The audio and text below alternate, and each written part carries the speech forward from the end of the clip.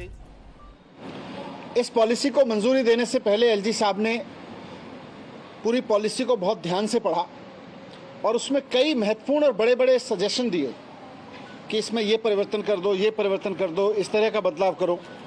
LG साहब के सारे सजेशंस को स्वीकार करके कैबिनेट ने फिर से जून में नई पॉलिसी एलजी साहब के पास भेजी और इस तरह से फिर उसको एलजी साहब ने मंजूरी दी।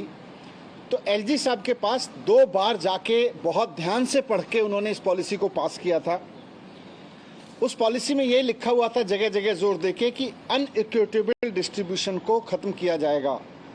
ये जो एक ही जगह शराब की दुकानों के अंबार लगे हुए हैं कुछ वार्ड्स में या कुछ मॉल्स में, दुकानें नहीं बढ़ाई जाएंगी, लेकिन इसको लगभग बराबरी पे बांटा जाएगा, यहाँ तक कि अनऑथराइज एरिया में भी बांटा जाएगा। ये भी लिखा हुआ था।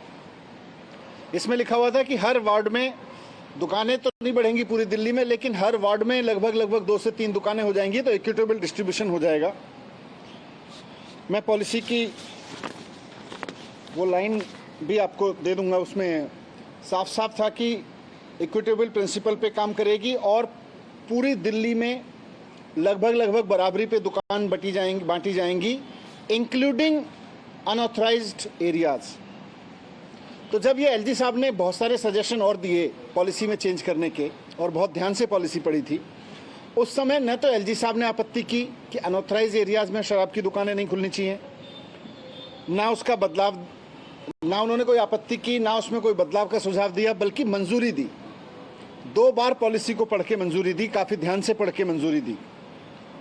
और जब एलजी साहब से मंजूर करा के उस पॉलिसी के तहत टेंडर किए गए और सरकार के अनुमान से लाइसेंसीज ने 25% ऊपर रख के लाइसेंस लिए, तो जब दुकानें खोलने की फाइलें एलजी साहब के पास गई तो वहां एलजी साहब ने अपना स्टैंड चेंज किया।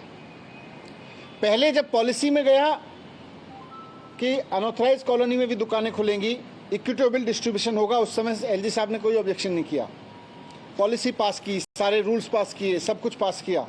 लेकिन जब दुकानें खुलने की फाइल एलजी साहब के पास पहुंची तो वहां पर एलजी ऑफिस में कुछ बदलाव हुआ। एलजी ऑफिस ने अपना निर्णय बदला। यहीं पे इसकी सारी जड़ है कि किस तरह से नुकसान हुआ। आपको जानकारी के लिए बता दूं कि ये दुकानें खुलने के प्रस्ताव नवंबर के महीने में एलजी साहब के पास पहुंचे, क्योंकि 17 नवंबर से दुकानें खुलनी थी। नवंबर के पहले हफ्ते में एलजी साहब के पास प्रस्ताव भेजे गए। 17 नवंबर से दुकानें खुलनी थी, इंक्लूडिंग अनऑथराइज एरियाज। तो एलजी साहब ने उस समय 15 नवंबर को, यानी ठीक 2 दिन पहले, एक नई शर्त लगा दी कि अनऑथराइज एरिया में दुकानें खोलने के लिए डीडीए और एमसीडी की मंजूरी ले लीजिए। पहले जब पॉलिसी पढ़ी थी तब नहीं लगाई, उनके सुझावों पे पॉलिसी दोबारा पास होके गई तब नहीं लगाई।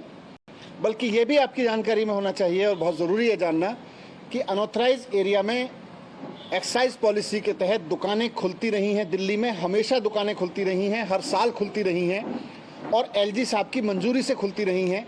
2015 से मैं देख रहा हूं, मैंने उससे पहले की भी फाइलें देखी हैं, 2015 से भी पहले 10 साल की फाइलें देखी हैं। हर साल एलजी साहब के पास अनऑथराइज एरिया में दुकानें खुलने की फाइल जाती थी और एलजी साहब उसको अप्रूव करते थे।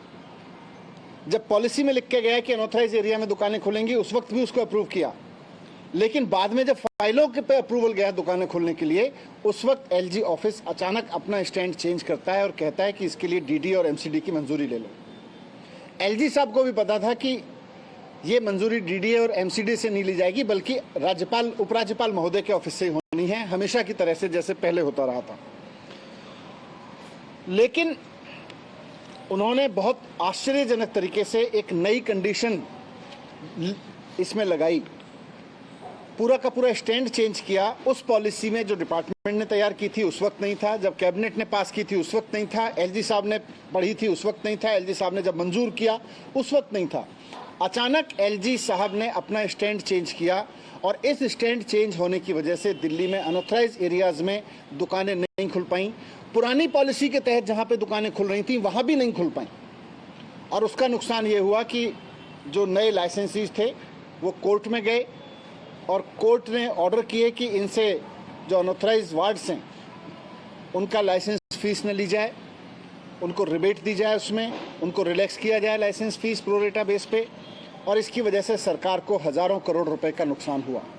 ये पूरा इंसिडेंस आपके सामने इसलिए रखा क्योंकि नई एक्साइज पॉलिसी जो सरकार ने बनाई थी उससे सरकार को बहुत फ़ायदा होने वाला था, लेकिन उसके उलट सरकार को के राजस्व को नुकसान पहुंचा, हज़ारों करोड़ रुपए का नुकसान पहुंचा, क्योंकि एलजी साहब ने अपना निर्णय बदला, बिना कैबिनेट से डिस्कस किए बदला, बिना सरकार से पूछे बदला, और उन्होंने बदल के उसको लागू करने के लिए ऑर्डर किए, जिसकी वजह से दुकानें नहीं खुल पाईं और लगातार नुकसान हुआ।